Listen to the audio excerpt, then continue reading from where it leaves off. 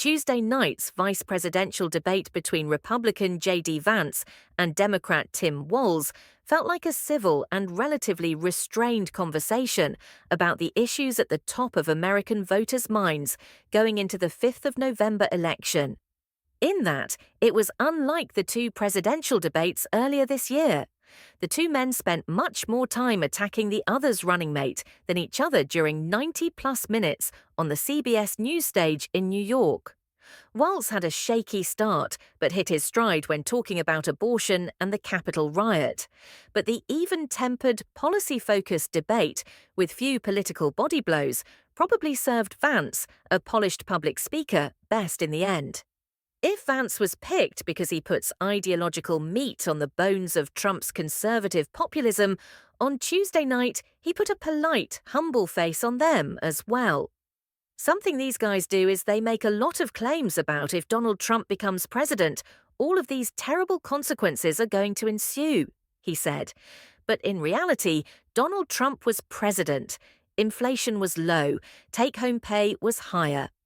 There were moments when the Republican candidate bristled at what he thought was unfair fact-checking from the two CBS moderators, and at one point microphones of both candidates were temporarily muted. But for the most part, the exchanges on stage were even-tempered. And there were several moments when the two men agreed on issues, and said so.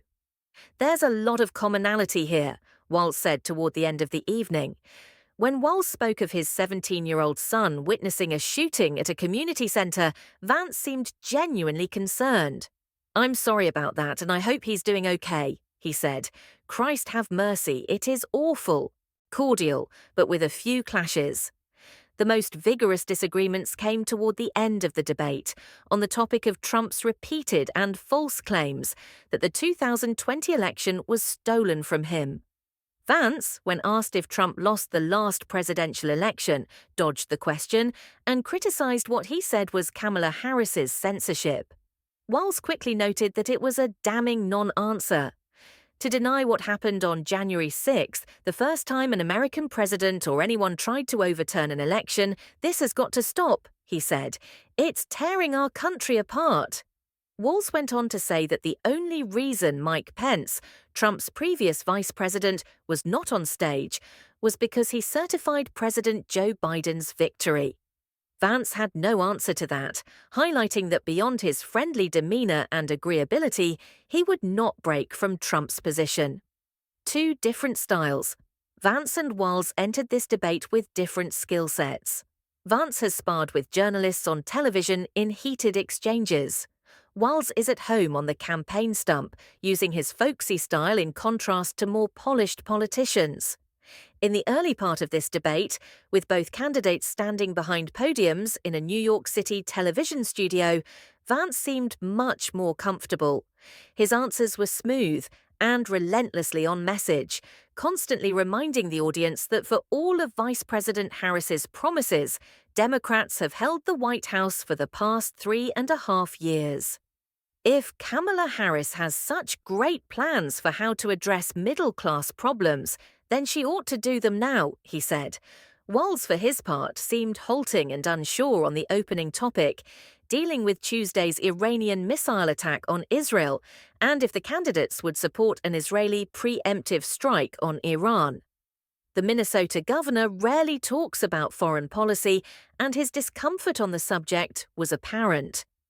The Democrats settled in as the debate moved along, and during his exchanges with Vance on the topic of immigration, an area of strength for the Republicans, both delivered well-honed messages. Vance deflected accusations that he amplified false claims about Haitian immigrants stealing and eating pets in Ohio. "The people I'm most worried about in Springfield, Ohio, are the American citizens who have had their lives ruined by Kamala Harris's border policies," he said. Vance said undocumented migration burdens city resources, drives up prices, and pushes down wages. Walz pointed to Trump's opposition to proposed bipartisan immigration legislation earlier this year. "I believe Senator Vance wants to solve this, but by standing with Donald Trump and not working together to find a solution, it becomes a talking point, And when it becomes a talking point like this, we dehumanize and villainize other human beings. When the topic turned to abortion rights, an area of strength for Democrats, according to polls, it was Vance who played defense, acknowledging that Republicans had to do more to earn the trust of American voters. "I want us as a Republican Party to be pro-family in the fullest sense of the word," he said. "I want us to make it easier for mums to afford to have babies. There's so much we can do on the public policy front just to give women more options." Walz countered by saying that the Democratic view on abortion was simple. "We are pro-women. We are pro-freedom to make your own choice." If Walz was more pointed on abortion, he declined to push his attacks when the subject turned to gun control.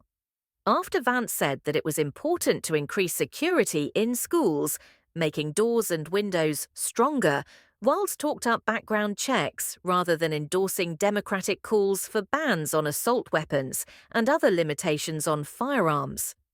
As a congressman, Walz regularly voted in favor of gun rights and against many gun control measures, winning the praise of the pro-gun National Rifle Association. During the debate, he said his views on gun control changed after the 2012 Sandy Hook school shooting, but some Democrats may be disappointed he did not press Vance more on Tuesday night. Will this impact the race? American political history suggests that vice presidential debates don't really matter. In 1988, Democrat Lloyd Bentsen dismantled Republican Dan Quayle. A few months later, Quayle was sworn in as vice president after his ticket won in a landslide. It may turn out that this debate is similarly irrelevant to November's results. Unless there is a last-minute debate announced, however, it will be the last word both parties have on a debate stage before Election Day. Walz did no harm to the Democratic ticket and showed some of the Midwestern charm that made him Harris's choice. But Vance's strong performance is likely to buoy Republicans in the days ahead. And the debate's lasting impact may be to convince members of his party that the Ohio senator, who is only 40, has a future in national conservative politics, given his ability to clearly advance their ideological priorities on the brightest of stages. Subscribe to our channel for more updates.